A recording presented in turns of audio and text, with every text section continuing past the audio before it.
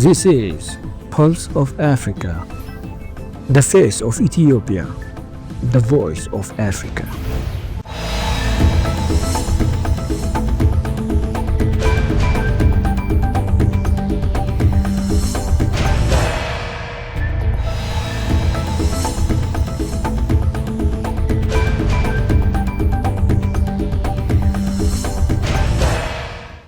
Hello viewers, I'm Jalani Tesfaye with Pulse of Africa News. Stay with Pulse of Africa News for in-depth coverage and analysis. First, the top stories. Prime Minister Abiy confirms with UK's Deputy Prime Minister Angela Rayner. The 38th AU Summit wraps up with a strong demand for reparation. M23 rebels advance into eastern Congo's strategic city of Bukavu. Russia confirms Ukraine talks with US and Saudi Arabia.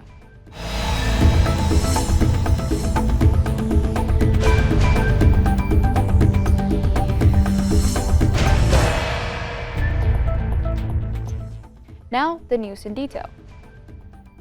The 38th Ordinary Session of the African Union Summit has concluded in Addis Ababa with the adoption of reports and several decisions and declarations. The African leaders in attendance reiterated their commitment to peace amid various conflicts affecting the continent.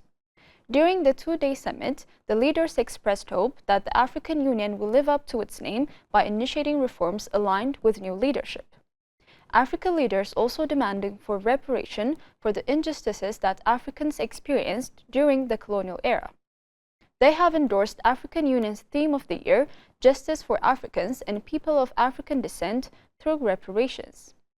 Reparatory justice for Africa can promote healing, equity, and recognition of the rights and contributions of African peoples when defied. Recently, the reparatory justice for African and the people of African descent has been gaining momentum worldwide. To UK-Ethiopia ties. Prime Minister Abiy confirms with UK's Deputy Prime Minister Angela Rayner. Prime Minister Abiy met at his office today with Deputy Prime Minister Angela Rayner of the United Kingdom to discuss key bilateral and multilateral issues. Ethiopia and the UK share a long history and deep ties, and her visit further strengthens this relationship, Abiy said in a social media post after his discussions with Angela Rayner. As we look ahead, our partnership will continue to evolve, expanding beyond politics and diplomacy to include greater business and economic collaboration, he noted. Deputy Prime Minister of United Kingdom Angela Rayner arrived in Addis Ababa today for an official working visit aimed at further enhancing partnership between Ethiopia and the UK. Angela Rayner is greeted by Deputy Prime Minister of Ethiopia Temesgen Terune upon her arrival at Bole International Airport in Addis Ababa. Turning into the crisis in Sudan. African Union High-Level Panel Chair Dr. Mohamed Ibn Chambas praised Ethiopia's key role in ending Sudan's war and improving its humanitarian situation. He stated that Ethiopia plays a positive role in ending the war, improving humanitarian conditions, and supporting inclusive dialogue for lasting peace in Sudan. Speaking at the AU Summit, the chairperson told Pulse of Africa that Ethiopia, as a key neighbor of Sudan, has maintained strong and cordial ties with the country over the years. He noted that Ethiopia continues to welcome Sudanese refugees and collaborate with all stakeholders to restore peace in Sudan. This week, Ethiopia co-hosted a high-level humanitarian conference in Addis Ababa with the United Arab Emirates, the African Union, the Intergovernmental Authority on Development (IGAD) to mobilize support for Sudan's crisis and urge a humanitarian ceasefire during Ramadan. Prime Minister Abiy Ahmed reaffirmed Ethiopia's solidarity with the people of Sudan and announced a $15 million contribution to support Sudanese people. To DR Congo. M23 rebels advanced on Sunday into the center of Bukavu in Eastern Democratic Republic of Congo, meeting little resistance from government troops. Rebel commander Bernard Buyamangu told the media that the M23 has had the city under its control since the middle of the day. The rebels have been seeking to seize the commercial hub since taking the city of Goma in late January. Bukavu's apparent capture deals a further blow to Kinshasa's authority in the east of the country. Congo's communications ministry, in a statement on social media, acknowledged for the first time that Bukavu has been occupied and said the national government was doing everything possible to restore order and territorial integrity in the region.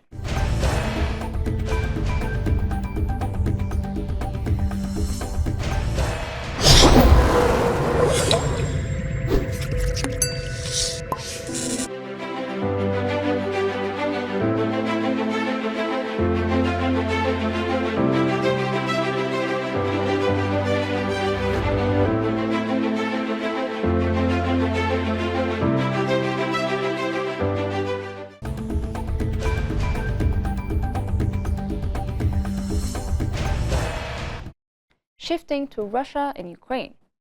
The Kremlin has confirmed that two senior Russian officials will travel to Saudi Arabia to meet their counterparts from the United States to discuss ending the Ukraine war. Russian Foreign Minister Sergei Lavrov and Yuri Ushakov, a foreign policy advisor to President Vladimir Putin, will fly to Riyadh on Monday, Kremlin spokesperson Dmitry Peskov said. The duo is expected to meet U.S. Secretary of State Marco Rubio to prepare for peace talks on Ukraine. It will also be dedicated to possible negotiations on a Ukrainian resolution and organizing a meeting between the two presidents, Peskov said. It has previously been suggested that U.S. President Donald Trump would meet with Putin in Saudi Arabia. Trump said at the weekend that such a meeting could happen very soon.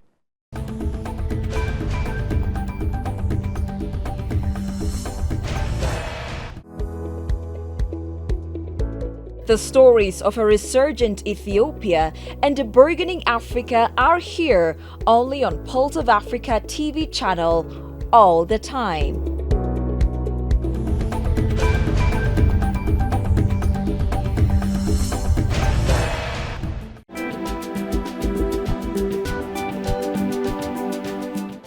Now to Pulse of Africa business news. Airbus has signed 7-year flight hour services contract with Ethiopian Airlines for the comprehensive maintenance of its fleet of 24 Airbus A350 aircraft. The maintenance also included for both the A350-900 and A350-1000 models. The agreement will provide Ethiopian Airlines with dedicated on-site stock in Addis Ababa, access to Airbus material pools worldwide, as well as repair and engineering support for a wide range of critical rotable parts. By leveraging Airbus's extensive engineering expertise, Ethiopian Airlines will benefit from guaranteed component availability, rapid access to essential parts, and optimized maintenance processes. This will ensure minimal aircraft downtime and maximize operational reliability across its global network. The agreement was signed by Reta Melaku, Chief Operating Officer of Ethiopian Airlines, and Laurent Negre, Vice President of Customer Services for Airbus Africa and Middle East. Finally, South Korea has banned new downloads of China's DeepSeek artificial intelligence chatbot, according to the country's personal data protection watchdog.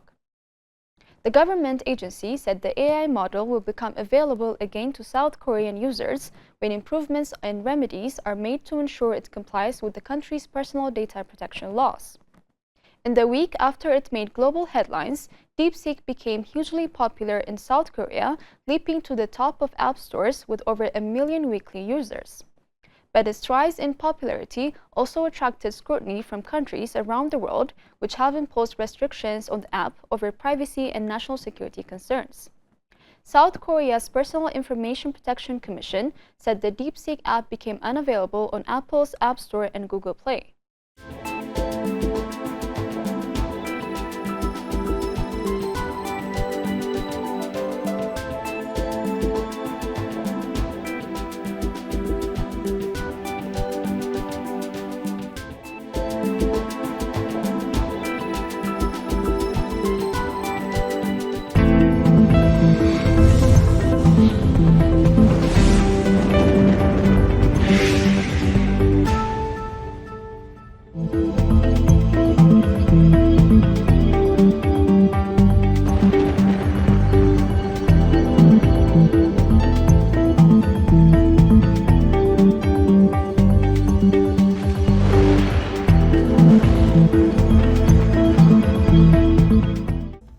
That is all for today. Join us tomorrow on Pulse of Africa. Thank you for watching.